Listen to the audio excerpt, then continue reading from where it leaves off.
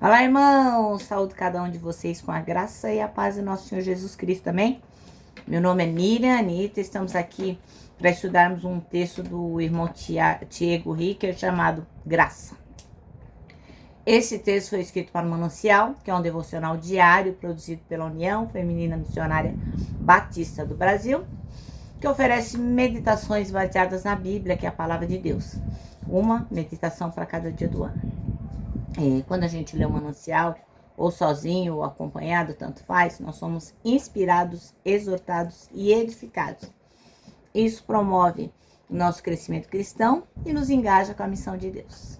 Eu não escrevi o texto, como vocês sabem, foi o pastor Tiago Ricker. Então, o que eu vou fazer? Vou ler com os irmãos e contar aquilo que eu entendi. Então, vamos orar pedindo ao Senhor que nos mostre a sua graça, que nos toque para que a gente possa entender aquilo que precisamos fazer. Vamos lá? Senhor Jesus, que através da tua palavra nós possamos compreender a tua mensagem e que, aprendendo de ti, possamos compartilhar. É o que te pedimos, em nome de Jesus. Amém. Bom, irmãos, então, no nosso texto está em Romanos 5, versículos 20 a 21. E diz assim, ó: a lei foi substituída para que a transgressão fosse ressaltada. Mas onde abundou o pecado, superabundou a graça. Para que, assim como o pecado reinou na morte, assim também reina a graça pela justiça, para outorgar vida eterna por intermédio de Jesus Cristo, nosso Senhor. Amém? Então, o versículo escolhido pelo irmão Tiago é o 20, que diz: aumentou o pecado, muito mais ainda a graça. Bom, a gente fala, e ouve muito, né? Fala que, nossa, a graça de Deus, Deus é gracioso. Mas o que quer dizer quando a gente fala que Deus é gracioso, Deus tem graça? O que quer dizer pra gente isso? Nós que somos, assim, do meio evangélico, a gente já tem uma frase pronta, né? Falou em graça, e imediatamente a gente vai falar: a graça é um favor imerecido. É um favor que a gente não merecia e recebeu. É um presente que a gente não fez nada para merecer. Ou seja, cada um de nós, nenhum de nós merece a graça. Mas, apesar de não merecermos a graça, cada um de nós é alvo da graça de Deus. Bem, alguns, para deixar bem claro o que é graça, tocam no ponto do pecado. O pecado é o que a gente vai enfatizar para dizer que, por causa dele, Deus foi gracioso com nós, né?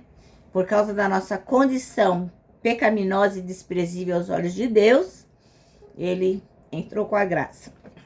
Então, quando a gente fala para as pessoas: olha, a sua vida não está correta, você faz muitas coisas que desagradam a Deus.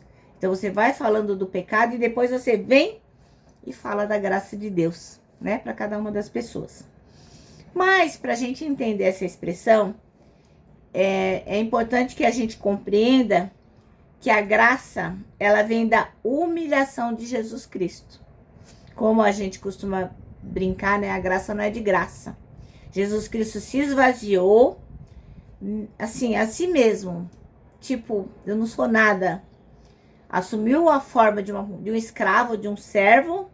Para quê? Para se tornar semelhante a gente e ser obediente à morte, e morte de cruz.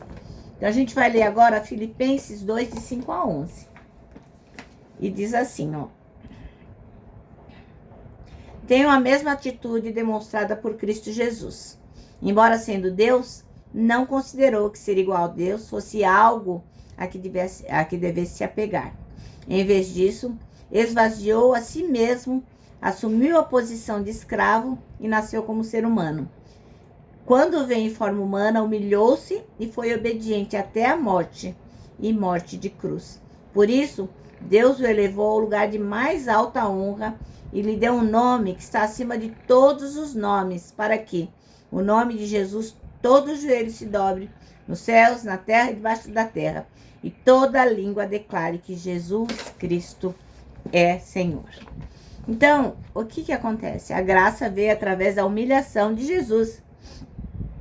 E essa humilhação é retratado pelas pessoas, né? Por aquele bebezinho naquela manjedoura, porque não tinha lugar para ele. Então, aquela manjedoura, aquele lugar onde os cavalinhos, os bichinhos comiam, simboliza o quê? Um lugar de humilhação, não tinha lugar para Jesus. Então, você já parou para pensar nisso? Sobre a bondade de Deus quando Jesus nasceu? Não tinha nem lugar para ele foi colocado ali, naquela manjedoura. Então, ali já se mostra a humilhação de Jesus e já se vê a graça que cai sobre nós.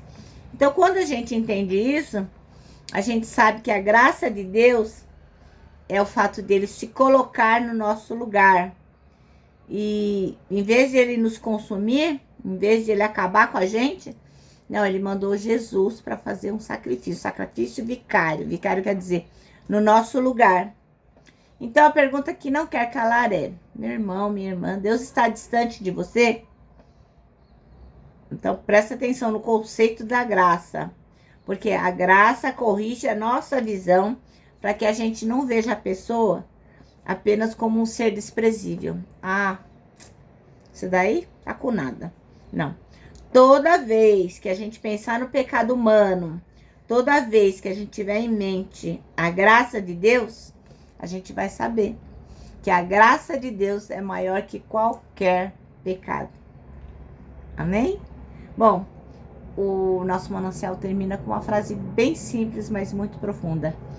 A graça de Deus reina. Bom, agora eu vou falar para vocês que a importância de abraçar. Por isso, eu vou terminar com o meu abraço de urso. Ó.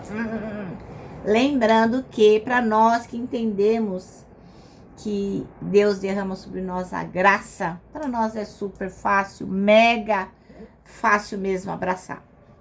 Quero que vocês também se lembrem do nosso versículo que está em 1 Tessalonicenses 5:9, que diz: porque Deus não nos destinou para ira, mas para recebermos a salvação por meio de nosso Senhor Jesus Cristo.